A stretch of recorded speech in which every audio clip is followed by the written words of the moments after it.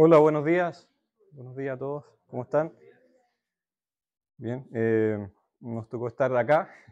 Eh, no tenemos amplificación, pero no importa, tenemos lo que necesitamos, ¿cierto? Que es la palabra de Dios y a nosotros la iglesia reunida.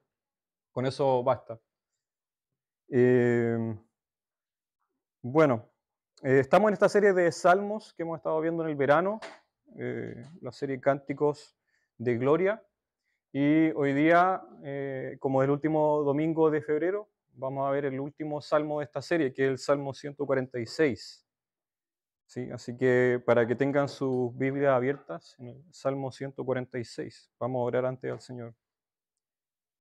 Padre Todopoderoso, te honramos. Venimos acá, Señor, a darte toda la gloria a ti y alabarte porque tú eres grande, tú eres misericordioso, tú eres justo.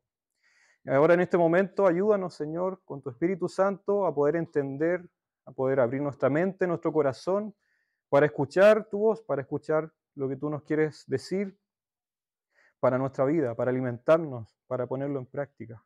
Para la gloria tuya, Señor, te lo pedimos. Amén. Amén.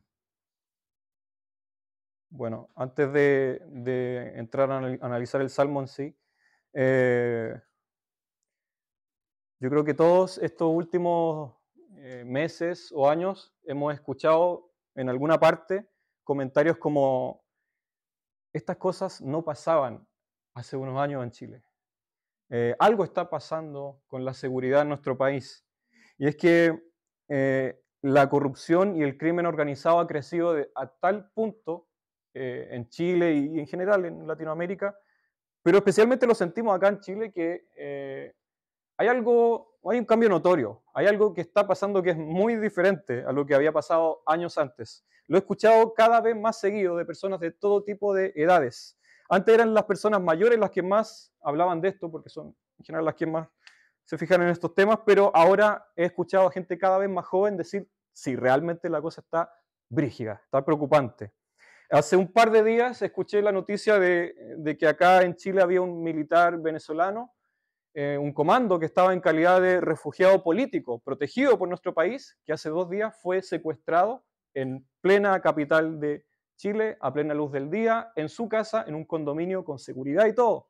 Llegó un auto de la PDI con hombres vestidos de la PDI y se identificaron como policía de investigaciones, entraron, se demoraron 40 segundos y se llevaron a este ex militar venezolano y hasta el día de hoy no se sabe dónde están, no dejaron ni una huella, ni un rastro.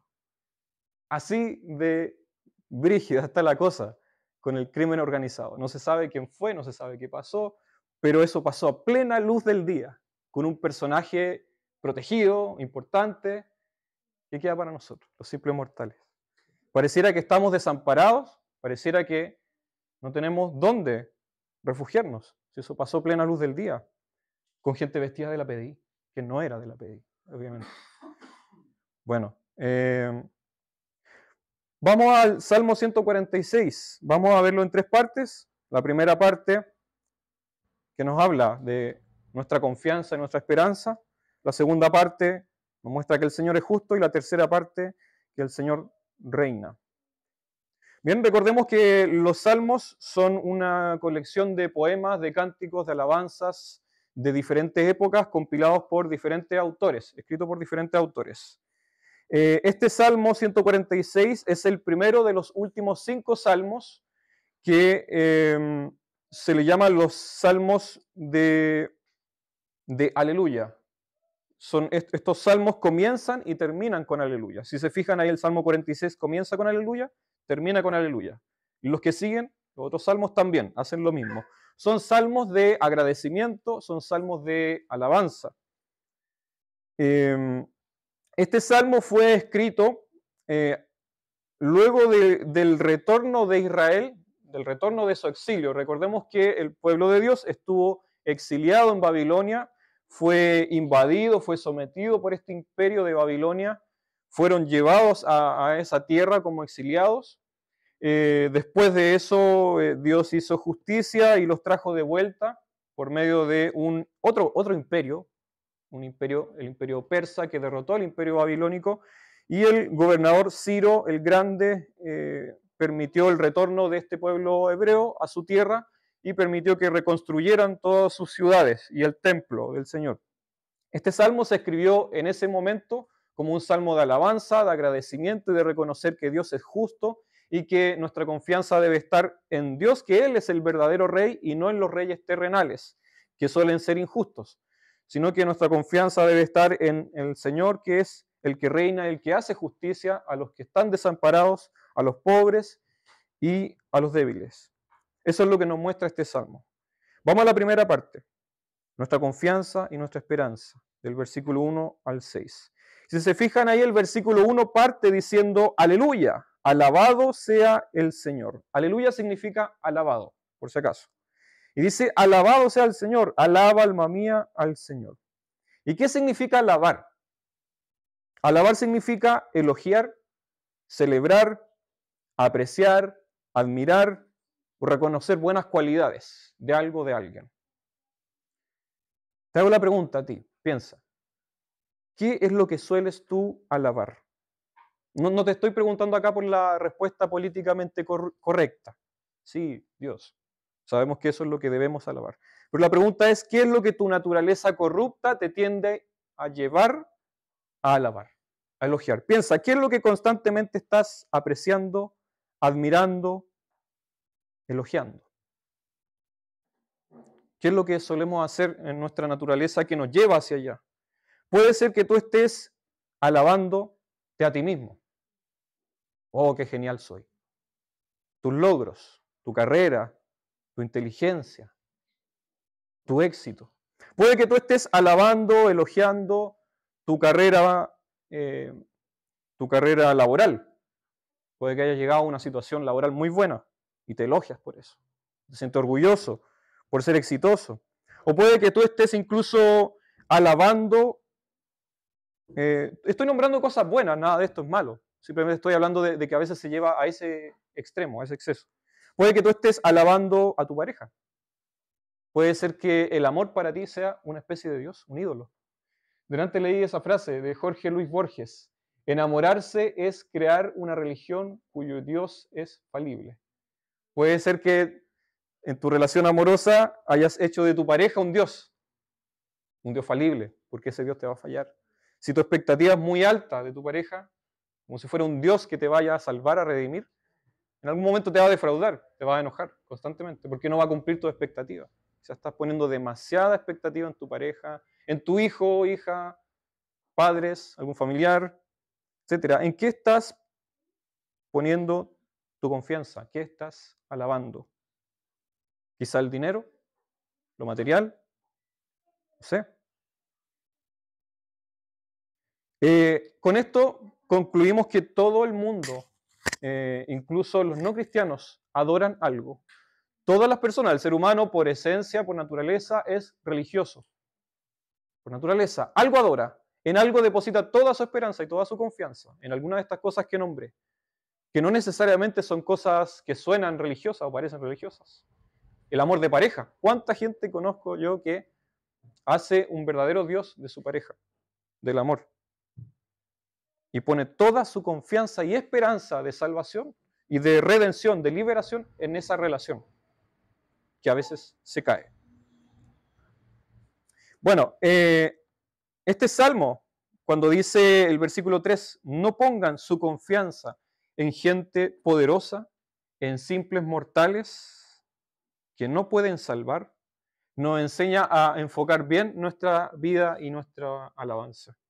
Si realmente estamos depositando toda nuestra alabanza y nuestra confianza en cosas terrenales como esta o materiales, que no son malas, insisto, son cosas positivas, pero que a veces las levantamos como si fueran verdaderos dioses que nos van a salvar, estamos perdidos, porque dice acá, este salmo, dice que, bueno, aquí dice confianza en gente poderosa, se refiere a gobernantes, ¿sí? Porque son humanos.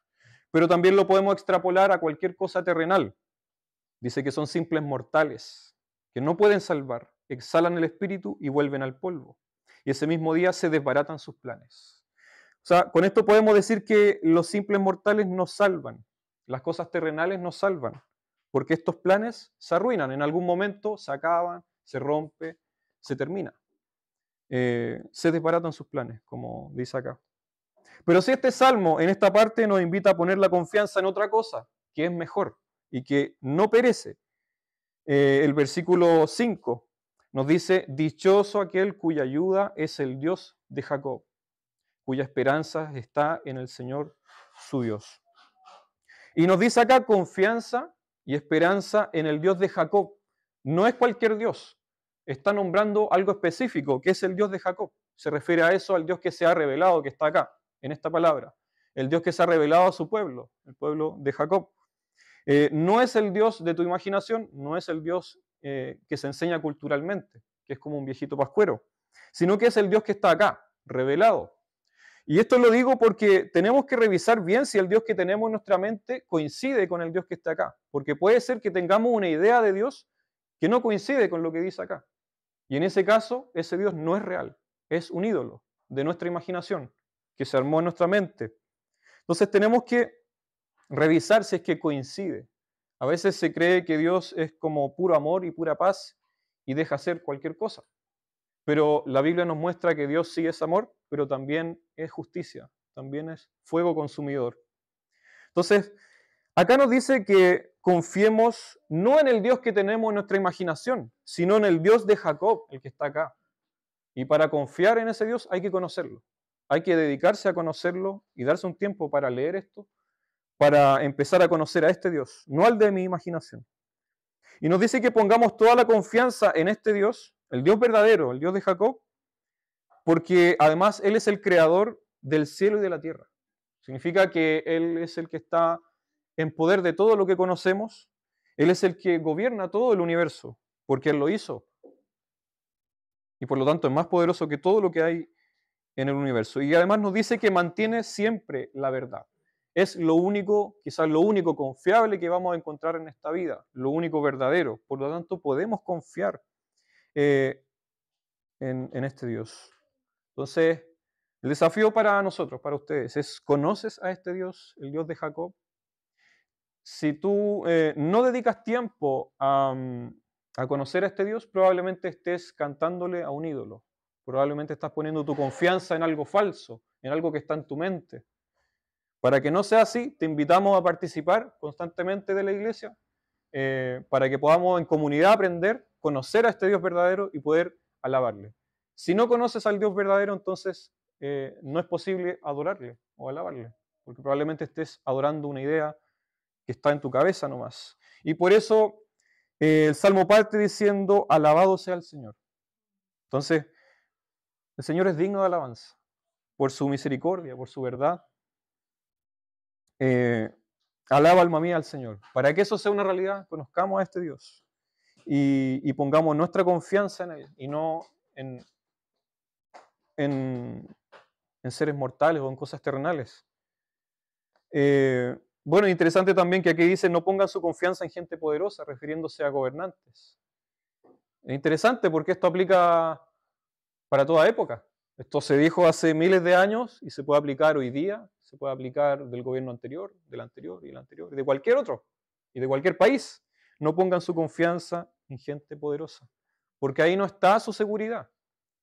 Y esto no tiene nada que ver con la tendencia política o con el sistema político. El sistema que sea no es un sistema perfecto y no es un sistema en el que podamos depositar toda nuestra confianza. Y esto incluso es puede sonar muy contracultural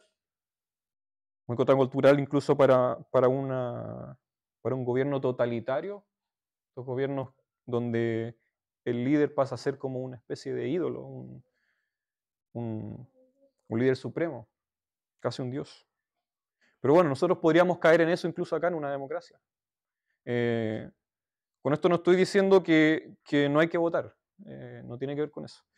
Pero tú eres libre de votar por quien quieras, pero que no pierdas la cabeza por ese candidato o por esa opción política, porque ahí no está nuestra seguridad, no está nuestra salvación ahí. Sí, es bueno cumplir con nuestro deber cívico, pero no hay que hacer de eso un ídolo. Pasemos al segundo punto. El Señor es justo, del versículo 7 al 9. Dice aquí, el Señor hace justicia a los oprimidos, da de comer a los hambrientos y pone en libertad a los cautivos. El Señor da vista a los ciegos, el Señor sostiene a los agobiados, el Señor ama a los justos, el Señor protege al extranjero y sostiene al huérfano y a la viuda, pero frustra los planes de los impíos. Y acá, en esta parte, todo esto que dice tuvo un cumplimiento literal con el pueblo de Dios en el Antiguo Testamento, cuando el Señor realmente los liberó del imperio de Babilonia y muchas otras veces los liberó de otras cosas, los liberó de Egipto, por ejemplo, de la esclavitud de Egipto. Eso se cumplió de forma literal, de forma física. Y Dios sigue haciendo este tipo de obras en nosotros también, este tipo de cumplimientos literales, físicos, de liberación, de justicia, de ayudar al pobre, al extranjero, a la viuda, al huérfano. Sigue haciéndolo en un sentido literal, físico. Sigue haciéndolo. Y es que el Señor ama la justicia y la misericordia. El Señor ama verdaderamente la justicia y la misericordia porque Él es justo. Y Él también quiere que nosotros seamos así, de esa manera. Por eso es que el profeta Miqueas, en el capítulo 6, dice: ¿qué es lo que espera de ti el Señor? Practicar la justicia, amar la misericordia y caminar humildemente ante tu Dios. Eso es lo que Dios espera de nosotros. Justicia, misericordia, humildad ante Dios. Por eso es que también el Proverbio 14 dice: el que oprime al pobre ofende a su Creador, pero honra a Dios quien se apiada del necesitado. El que oprime al pobre ofende a su Creador. Qué tremendo. Qué tremendo como esto puede ser una crítica para el sistema mundial en realidad. El sistema mundial que está edificado en el egoísmo, básicamente. Cualquier sistema. Y esto fue tomado tan en serio por la iglesia primitiva, la iglesia de los primeros siglos, que el historiador británico Christopher Dawson escribe lo siguiente sobre la iglesia primitiva. Dice: la iglesia ayudaba económicamente al pueblo en la creciente angustia y empobrecimiento del imperio tardío, del imperio romano se refiere, los primeros 3 siglos.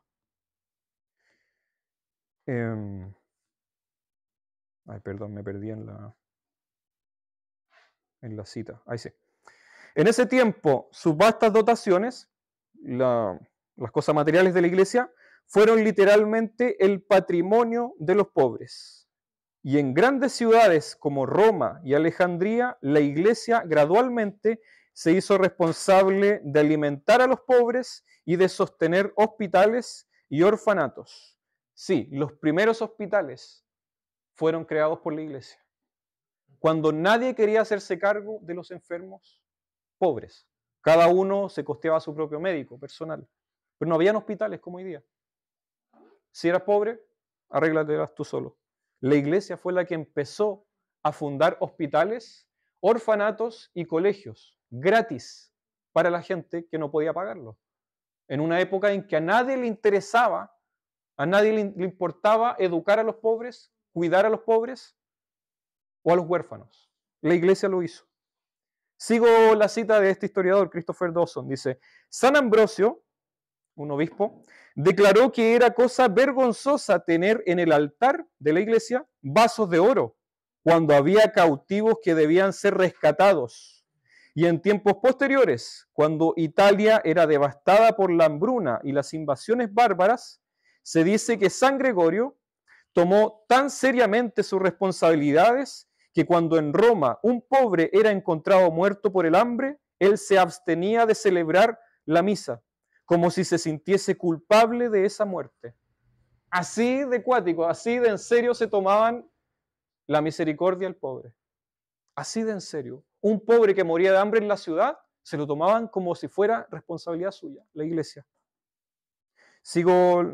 Termino con esto de este historiador. Tal actividad social explica la popularidad de la iglesia entre la masa del pueblo y la influencia personal de los obispos. Ese es el ejemplo de la iglesia primitiva. Así de en serio se tomó esto que dice el Señor, la iglesia, nuestros hermanos de los primeros siglos. No digo que ahora no se haga, pero interesante cómo esto quedó registrado en la historia. Esto está en la academia secular. Y es que se tomaban tan en serio eso que leímos recién, primero de que el Señor es justo y quiere que nosotros seamos justos y compasivos. Y lo que dice el profeta también, que lo que espera el Señor de nosotros, que ame la justicia, que practique la misericordia y que seas humilde ante tu Dios. Lo que leímos en el proverbio también, que el que oprime al pobre ofende a su creador, pero honra a Dios quien se apiada del necesitado. La iglesia lo ha hecho siempre, siempre, y ha dejado huella de eso en la historia. Y ha cambiado a la sociedad, incluso ha cambiado la ética de Occidente. Occidente influido por la cultura grecorromana no estaba ni ahí con los pobres. Pero eso cambió. Nuestra cultura, incluso actual, una cultura que ya no es cristiana, quedó con algo de eso. Hoy día es importante, a todos nos preocupa los necesitados. Y eso es influencia cristiana, pura influencia cristiana. Entonces, eso también es un llamado a nosotros, un desafío a nosotros. Tenemos que ponernos las pilas también. No digo que no se haga nada de esto ahora. Obviamente hay mucho de eso. La iglesia sigue siendo un refugio para los necesitados. Pero tenemos que ponernos las pilas. Tenemos que seguir trabajando en eso, como congregación también. Seguir trabajando en la ayuda de los pobres, los necesitados, las viudas, los huérfanos, los extranjeros. Porque el Señor es con nosotros así. Porque esa ayuda es una especie de parábola, una especie de metáfora de lo que Dios hace en un sentido espiritual. Y aquí quiero ir a lo otro que apunta este salmo. Que este salmo, si bien nos dice que el Señor hace justicia a los oprimidos, y esa justicia se cumplió en un sentido literal y se sigue cumpliendo en un sentido literal y físico, no queda ahí nomás, sino que apunta a una realidad espiritual mucho más profunda, y es que el Señor hace eso contigo espiritualmente. Quizás tú no tengas alguna necesidad material, pero sí espiritualmente eres mendigo, pobre, miserable. ¿Sí? Y esto tuvo su cumplimiento espiritual y tiene su cumplimiento espiritual en Cristo, en Jesucristo. Acompáñenme ahora al Evangelio de Lucas, para que me crean que esto es verdad. Evangelio de Lucas, capítulo 4.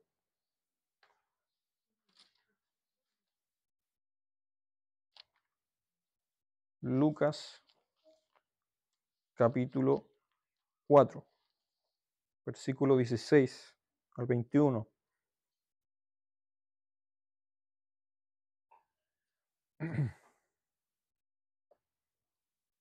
Dice el Evangelio de Lucas que Jesús fue a Nazaret, donde se había criado, y un sábado entró en la sinagoga, como era su costumbre. Se levantó para hacer la lectura y le entregaron el libro del profeta Isaías. Al desenrollarlo, encontró el lugar donde está escrito. Esto es el capítulo 61 de Isaías, lo que lee Jesús. Jesús leyó: el Espíritu del Señor está sobre mí, por cuanto me ha ungido para anunciar buenas nuevas a los pobres. Me ha enviado a proclamar libertad a los cautivos y dar vista a los ciegos, a poner en libertad a los oprimidos, a pregonar el año del favor del Señor. Algo un poco parecido a lo que describe el Salmo que leímos, 46, que el Señor es justo, que el Señor da vista a los ciegos, que el Señor viene a liberar a los cautivos, etc. Miren lo que dijo Jesús después de eso, el versículo 20. Luego enrolló el libro, se lo devolvió al ayudante y se sentó. Todos los que estaban en la sinagoga lo miraban detenidamente y él comenzó a hablarles. Hoy se cumple esta escritura en presencia de ustedes. Esa escritura del profeta Isaías, capítulo 61, estaba hablando de Cristo, de él mismo, de Jesucristo. Cristo leyó una cita que hablaba de él. Por eso él dice, hoy se cumple esta escritura en presencia de ustedes. ¿Cómo? ¿Cómo así? Si Jesús no tomó ni un arma para liberar a Israel de Roma. ¿Cómo así si Jesús no inició ninguna revolución? ¿Cómo si Jesús fue el primer comunista, como dicen algunos? Pero ¿cómo si Jesús no hizo nada de eso? Jesús no armó ninguna protesta, no organizó una protesta, pudo haberlo hecho. Habían protestas en esa época. Habían grupos revolucionarios, ¿cómo se llamaban? Los celotes, exacto. que eran como los encapuchados hoy día, una cosa así. Jesús nos unió a ellos. Pero entonces, ¿cómo liberó al cautivo, al oprimido? Dice acá, me ha enviado a proclamar libertad a los cautivos. Y es que hay una cautividad que es peor que la cautividad física, que es la cautividad interior. Yo puedo estar libre físicamente, puedo estar lleno de cosas materiales, tener la mejor situación, la mejor casa, y por dentro estar cautivo, esclavo, prisionero. Se me ocurre ahora, sé, Michael Jackson. Michael Jackson tenía de todo, tenía en su casa un parque de diversiones, tenía hasta un McDonald's adentro. Un zoológico, ¿no sabía eso? Tenía de todo Michael Jackson, tremenda mansión. Pero por dentro Michael Jackson estaba prisionero, no era libre, aunque en un sentido político, físico era libre. Incluso su dinero le permitía hacer lo que quisiera. Pero por dentro no estaba bien. Por dentro estaba cautivo. Por dentro estaba ciego. Estaba muerto. Estaba oprimido. Entonces el Señor Jesucristo, cuando nos habla acá de buenas nuevas a los pobres, se refiere en un sentido espiritual a nosotros, los que somos pobres interiormente, que espiritualmente estamos en bancarrota, que espiritualmente nos damos cuenta de que somos imperfectos, de que no damos el ancho. Jesús tiene buenas noticias para ti, que eres miserable pecador. Y dice que viene a proclamar libertad a los cautivos, a ti que estás prisionero, cautivo, cautiva, esclavo, esclava de tus propias pasiones, de tus pecados. Nosotros que podemos caer prisioneros de la tristeza, de la soledad, de la angustia, de nuestra propia corrupción, dice el Señor que Él viene a liberarnos de eso. Dice que viene a dar vista a los ciegos. Nosotros vemos físicamente, pero espiritualmente no vemos. Estamos ciegos por naturaleza y solamente el Señor puede darte esa vista.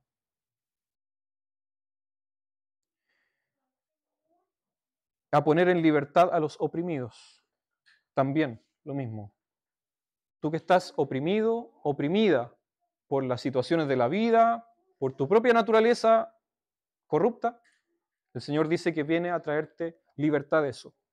Esa libertad la gente en general suele buscarla en otras cosas. En el éxito, en pasarla bien, tratar de olvidar, tratar de, no sé, de alguna forma tratar de, en las relaciones amorosas, como hablábamos recién también, tratar de buscar mi libertad, mi redención, mi felicidad. Cuando yo tenga esta relación, ahí sí que voy a ser libre, ahí sí que voy a sentirme bien, ahí voy a ser feliz. Cuando yo tenga este trabajo, cuando yo vaya aquí o allá, cuando yo tenga esto, ahí sí voy a ser feliz. Pero llega el momento y no era, parece que no era lo que yo pensaba. No es suficiente, porque como leímos en el Salmo 146, las cosas terrenales, las cosas mortales, se derrumban, se desvanecen. Pero Jesucristo está ofreciéndote algo que no se derrumba, que no se desvanece, que Él dice que Él puede venir a darte esa libertad que tú necesitas.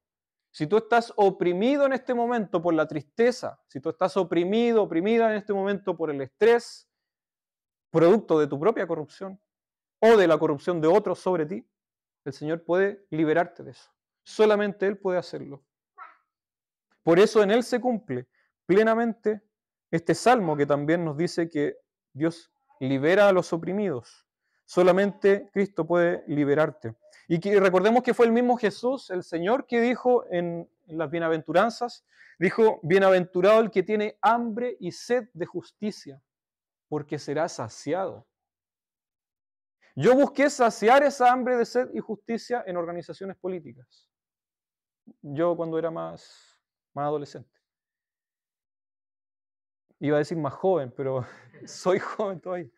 Suena viejo. Pero no era el único. Habíamos muchos, y muchos de mi edad todavía, que tienen esa misma sed y hambre de justicia, que tratan de saciarla en organizaciones políticas. No digo que esté mal ser parte de una organización política, pero ahí no estaba lo que buscaba.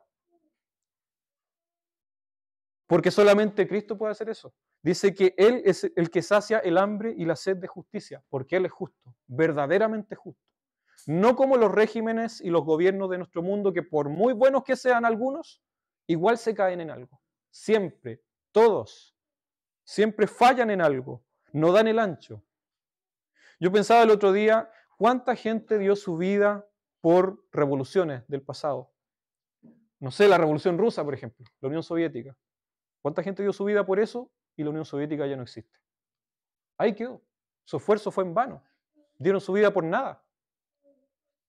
Y en todo caso, cuando ellos dieron su vida, tenían en mente otra cosa, que no fue lo que llegó después, que fue una dictadura horrible. Y así podemos hablar de otros regímenes. Entonces Cristo es el único que verdaderamente puede saciar nuestra hambre y sed de justicia.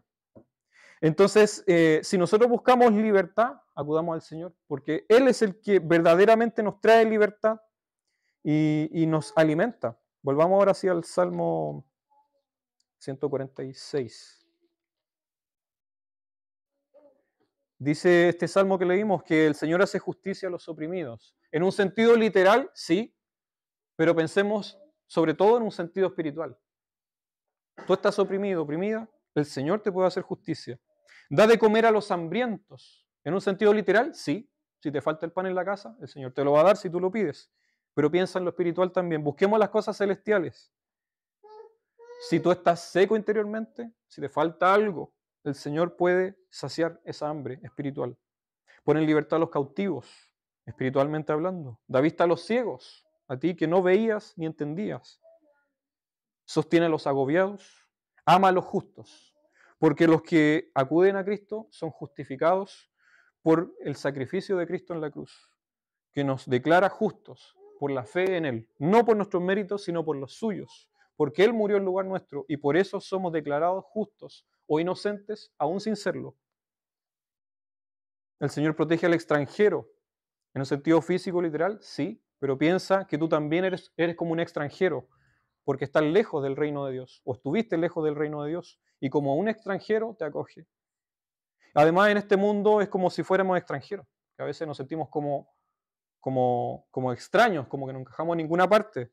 En ese sentido también somos extranjeros, somos exiliados, y el Señor te trae de vuelta a casa. Sostiene al huérfano y a la viuda, en un sentido físico, literal, sí, pero tú también. Nosotros somos huérfanos espiritualmente, y como viudas espiritualmente, como en la soledad, como en el abandono. Pero frustra los planes de los impíos. Si estás en Cristo, los planes del diablo son frustrados, porque Cristo es más poderoso. Y pasemos a la tercera y última parte, el Señor reina. Dice acá el Salmo, al final, versículo 10, oh Sión, que el Señor reine para siempre, que tu Dios reine por todas las generaciones. Aleluya, alabado sea el Señor. Y dice acá que tu Dios reine, no un Dios personal. Puede ser tu Dios, si es que no lo es, puede ser tu Dios. Puedes acercarte a Él de forma personal y cercana. Pero acá cuando dice que el Señor reine para siempre, si bien es cierto que el Señor siempre ha tenido el poder del universo y de todos los reinos, en un sentido más específico, con la venida de Cristo, ha venido de forma más cercana el reino de Dios. Espiritualmente, el reino de Dios ha venido a nosotros con la llegada de Cristo. Con su llegada, con su muerte y con su resurrección se ha inaugurado una nueva era, la era mesiánica, en la que estamos desde ese momento hasta ahora, la última época de la historia, la era del reino de Dios. ¿Y a qué me refiero con esto? Cuando Cristo empezó a hablar públicamente, empezaba diciendo, arrepiéntanse porque el reino de Dios se ha acercado. Y más aún después, también en el Evangelio, Jesucristo dijo, si expulso a los demonios por medio del Espíritu Santo, ciertamente el reino de Dios ha llegado a ustedes. Fue una afirmación de Cristo. El reino de Dios llegó a ustedes, ya está. También Jesucristo, después de resucitado y antes de ascender a los cielos, le dijo a sus discípulos, apóstoles, les dijo, se me ha dado toda autoridad en el cielo y en la tierra. Toda autoridad, dice ahí. Toda autoridad en el cielo y en la tierra. Por tanto, vayan y hagan discípulos. Como una forma de decirles, vayan tranquilos, porque están bajo mi cuidado. Eso no significaba que no les iba a pasar nada. Sabemos que los apóstoles murieron de forma horrible. Les pasó de todo. persecución, encarcelamiento, tortura, muerte. No es eso a lo que apuntaba Jesús, de que no les iba a pasar nada, sino de que sea lo que sea que les pase, les va a pasar lo que tiene que pasarles. Voy a decirlo de nuevo, en realidad. Lo que sea que pase, es lo que tiene que pasar. Es lo que está dentro de los planes. Acá no es que a Dios se le escapó de las manos a sus apóstoles y por eso les fue mal y tuvieron una muerte horrible. Eso estaba dentro de los planes. Todo lo que estaba programado y planificado es lo que va a pasar. Nada más ni nada menos.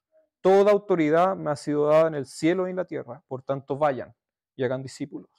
Vayan, porque tienen mi respaldo, en lo que dice Cristo. Y aunque los persiguieron, aunque a la iglesia le hicieron de todo por siglos, contra todo pronóstico, la iglesia creció más. Más. Y es impresionante cómo autores no cristianos reconocen eso como algo milagroso. Hay sociólogos que muestran o tratan de calcular en cifras cómo es que la iglesia creció y se multiplicó mucho más cuando había sido perseguida, cuando la religión cristiana estaba prohibida en el imperio romano. Contra todo pronóstico, los cristianos seguían reuniéndose y eran más, y salían cada vez más, y mientras más los mataban, más se multiplicaban. ¿Pero cómo? ¿De dónde?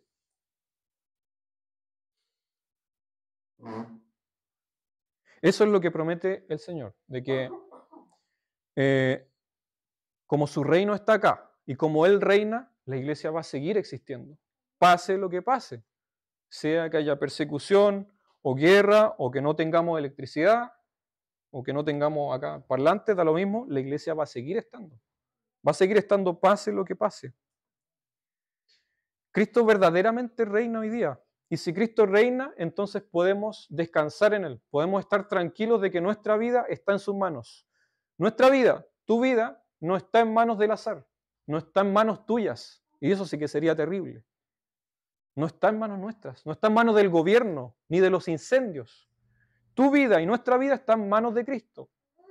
Por lo tanto, nuestra vida va a correr el rumbo planificado por Él, no por ti. Y eso me ayuda a descansar, me ayuda a no tener ansiedad también, porque en el fondo va a pasar lo que tenga que pasar. Da lo mismo lo que yo haga, no importa cuánto me obsesione por el control de mi vida o de la vida de otros, va a pasar lo que tenga que pasar. Por lo tanto, dejemos de preocuparnos y descansemos en eso. Cristo verdaderamente reina. El mismo apóstol Pablo dijo en 1 Corintios 15, porque es necesario que Cristo reine hasta someter a todos sus enemigos a su dominio. El último enemigo que será destruido es la muerte, pues Dios ha puesto todo bajo sus pies. Todo. Cristo reina ahora, está reinando. Estamos en el reino de Cristo. Aunque no lo pareciera, el reino de Cristo sigue avanzando. Aunque pareciera que estamos desamparados y que el crimen organizado crece y avanza, por otro lado, cada día son más los que conocen a Cristo. Por otro lado, cada vez la iglesia crece más, en todas partes, en todo el mundo. Cada día son más los que se suman al reino de Dios. Y como nos enseña el resto de la Escritura, que es un tema largo de analizar, pero este reino está creciendo y está avanzando y tiene la victoria asegurada. Esto es una conquista. El reino de los cielos entró en nuestro mundo y está avanzando. Y está avanzando como un ejército donde el reino de este mundo tiene sus días contados. Y el reino de este mundo va a caer. En algún momento va a caer. Y en la segunda venida de Cristo eso se va a consumar. ¿Sí? Por eso estamos ahora en el reino de Dios, pero aún no está terminado. Está avanzando, está creciendo. Y la idea es que crezca en tu vida también. El Señor te conquistó a ti. El Señor es victorioso sobre ti, sobre tu pecado. Y ese reino tiene que avanzar también en tu corazón. Y si tú te resistes, te va a derribar, porque el reino de los cielos es más poderoso. Y el Señor es vencedor y es Rey de Reyes. Hasta acá hemos visto que en este salmo nos muestra que no hay confianza ni esperanza fuera de Dios. En este mundo estamos desamparados, a menos que estemos en Cristo. Único y verdadero y digno de alabanza. y que en su justicia y en su misericordia nos libera, y que Él reina ahora. Por eso es digno de nuestra alabanza. Entonces, para concluir y aplicar, podemos decir primero que dediquémonos a conocer al Dios verdadero, porque es la única esperanza que podemos tener en nuestra vida y el único digno de alabanza y de confianza. Segundo, acudamos a Dios como un libertador, el único que puede liberarnos de nuestras propias cadenas, el único que puede verdaderamente liberarnos, y aprendamos también de su justicia. Él ama la justicia, seamos nosotros también justos y misericordiosos con otros, como Él lo es con nosotros. Y último, como el reino de Dios ha venido a nosotros y está en medio de nosotros, arrepentámonos. El Señor partió diciendo, arrepentíos, arrepiéntanse, el reino de Dios ha llegado a ustedes. Si no se arrepienten, van a ser derribados por este reino, porque este reino va a avanzar sí o sí. Arrepiéntanse. Y tengamos tranquilidad de que el Señor reina. En medio de la oscuridad de este mundo decadente, el Señor reina. Cristo reina y su reino avanza. Por lo tanto, entreguémonos a Él. Entreguémonos a este Rey, Rey de Reyes y Señor de Señores, porque Él vence y Él ha vencido en la cruz. Oremos por eso. Señor Todopoderoso, tú gobiernas sobre todas las cosas, gobiernas sobre nuestro corazón, Señor.